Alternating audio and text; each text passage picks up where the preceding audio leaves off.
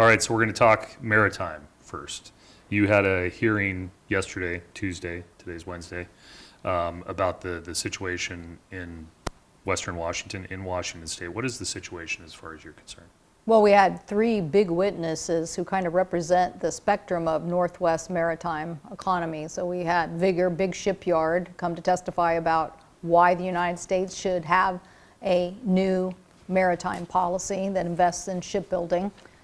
We had Tote, another big player from the Northwest, come and talk about why supply chains need to have dependent services that the United States can provide as opposed to some other country that may or may not deliver services when we need it. And we had a small shipyard right from Seattle, Snow Shipyard, who basically came and talked about how they have been able to increase their building capacity because we have given them what are federal investments to upgrade their equipment. So all of this is a moment when both the Trump administration and bipartisan members of Congress say, why are we a naval power but not a maritime power? And what can we do to get back to the United States being a maritime power? So what's been the problem? Investment. And so the discussion with these panelists on this hearing and some of the other professor who was there talking about the history, a lot of our colleagues were like, how did we get to this situation? But other countries, just like we saw in the supply chain COVID issue, basically had surpassed us in semiconductors or in medical technology and certainly in shipbuilding. And the consequence was we had international carriers leaving our products on the dock and returning home without our products. And I think it was a wake-up moment that these other nations had been investing in shipbuilding, became dominant in shipbuilding, and the United States had less and less maritime prowess to deliver products and services to people. So I think we kind of woke up, and now we're at this point where we're such a small percent, like 2% of this shipbuilding capacity. And I think the right questions are being asked now that the United States of America needs to reinvest in shipbuilding and make sure that we can accomplish these goals of whether it's basically in the Arctic building icebreakers, or the fishing industry building fishing boats, or delivering other types of merchant marine vessels. I can see somebody who hasn't followed this subject all that much say, well, what does it matter that China has more ships or Canada has more ships instead of the United States? Because there's territories that matter that we can maintain services like the new Northwest Passage, because the ice is melted and we need to have icebreakers up there for that capacity. So, Russia, I think, has something like 50 icebreakers and we just have a couple. So we want more icebreakers.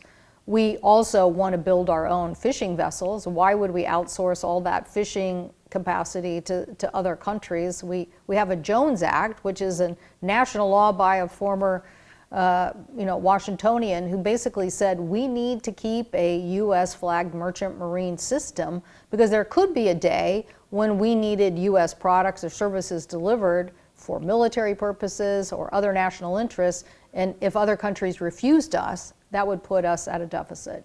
So now we're saying we still have the Jones Act, we still have a merchant marine, but we need a much more aggressive strategy given how much the world is globalizing. Has this issue also developed because of the rising cost of materials, wood, steel, et cetera?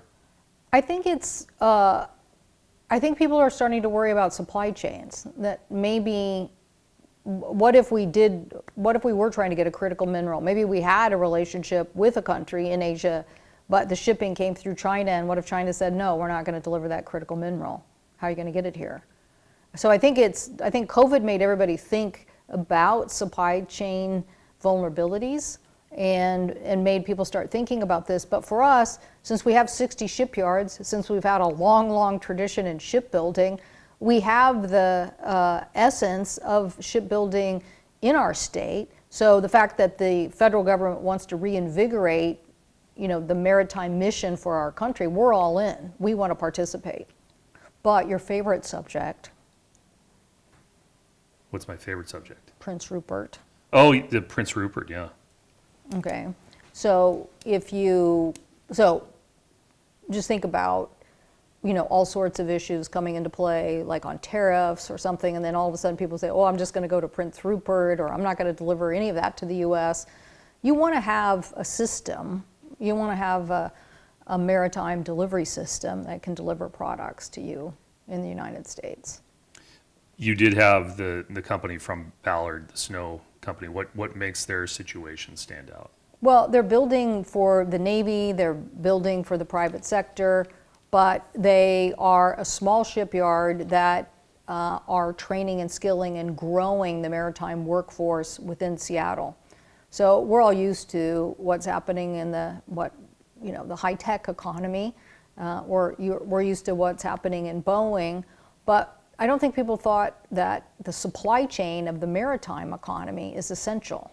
So we have an essence of it now, and these guys represent what happens when you give them a little bit of resources to invest in growing that. So they were able to get just a very small federal grant from the Maritime Administration to upgrade their ability to do shipbuilding technologies, and they were able to have an increase in their workforce and training and skilling people. So we will need to train and skill more than 100,000 people to meet this mission in shipbuilding. So these are good.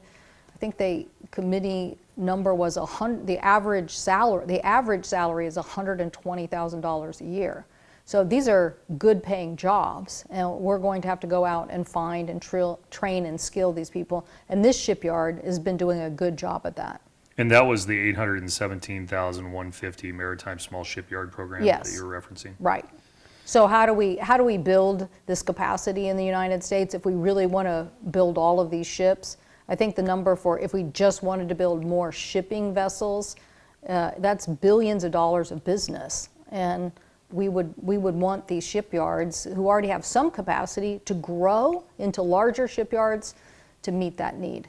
So it's one thing to identify an issue. The second part of it is, well, how are you going to fix it? Where do you find the money to do that? Well, I would say that, our nation has been talking about this for a while, but never everybody on the same page. So now we have a president who wants to do this and has an executive order. You have legislation, bipartisan legislation from my colleagues.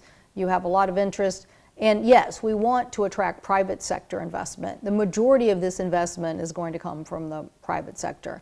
There are a few federal programs that are just about the financing mechanism that can help finance these deals. And we are talking about those federal programs that exist today and how we might improve them to get more capital flowing into some of these shipyards. Is this something that would have to come out of a new package, a financing package? The Maritime Administration. And so we had, you could probably get something from his testimony last week. He was also pretty dynamic. So he's been a long time Maersk guy, but went to our Merchant Marine Academy, been in the business, but he's the one who's going to be charged with implementing this vision. I could probably also get the Secretary of Transportation to say something to you, maybe give you a soundbite or something. He oversees that, and so Secretary Duffy is very interested in this. So this whole thing is like a moment that's happening, that where we seem to see that, on the East Coast you have big shipyards in places like Pennsylvania that could go with a lot of reinvigoration. Then you have a great interest in the Pacific of not having to have ships go through the Panama Canal, and how do we get them to the Pacific and serve our interests there. And then you just have this whole supply chain debate that really got crystallized in COVID, where people are like, well, wait a minute, we don't have our own shipping fleets. We don't have people delivering and transporting U.S. products. So very, very minimal capacity today. So do you have to get past the government shutdown in order to really get this ball moving? Yes, of course. We have to get through this to get that achieved. But the good news is there's a lot of interest and a lot of momentum. What's great for us is that this is kind of our history. This is kind of our legacy. Before we built airplanes, we built ships. And This is something that is still an expertise in the Northwest. We want it to be an expertise in the Northwest. It's the source of a lot of good manufacturing jobs, a lot of good skilled jobs. So you're telling me, Senator, you think with all the division in DC, this is an issue that actually people agree on both sides of the aisle? That's why it's so unique. That's why it's so unique. It's kind of amazing because we're really, the Midwest wouldn't necessarily say, okay, this is my priority. But Todd Young from Indiana, he's one of the co-sponsors of a bipartisan bill. His counterpart is Senator Kelly, and you're thinking, what's a guy who's like an astronaut doing in Arizona? What are they thinking about? But since Kelly went to the Merchant Marine, and my colleague Senator Young is thinking, well, why can't you have shipbuilding on the Great Lakes? Why can't you reach a lot of capacity in the Midwest? But what farmers know in the Midwest is that they had product that got left on the docks because foreign carriers didn't want to take it to those countries. The administration had to come up with a new law. We had to pass it and implement it to make sure that these markets and foreign carriers did what we asked. If you want to call on a U.S. port, you have to follow the law. But it became evident in that crisis that these basically 5 big international shipping companies had a lot of power over the United States. So now you start talking about the complexities of more trade outside the United States, the complexities of agricultural products need to get to their destination. Yeah, a lot of Midwesterners are like, let's get some U.S. carriers. See, this is full circle. You're wearing a Seattle Mariners jersey there, and you're talking Yes, about some the of Mariners. There you go. There's a reason they're called the Mariners, right? There's a reason. There's a reason. Is there anything else you wanted to say on that topic? No, but I do think that,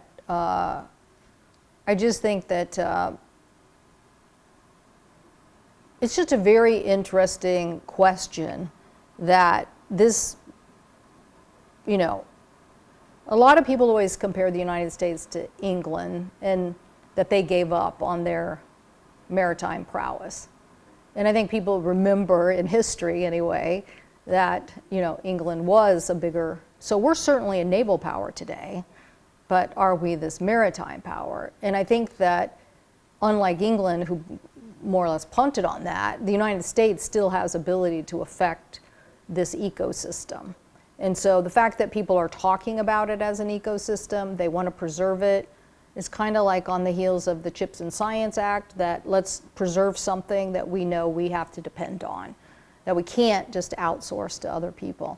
And I do think that supply chain, again, back to the supply chain being kind of a security issue, is just allowed people now to think about reinvigorating manufacturing in this sector that I just don't, I'm not sure all that would have come together. I don't know what would have happened, 10 years from now, but we have a chance to make this investment. Okay, next subject. Or no? Yes?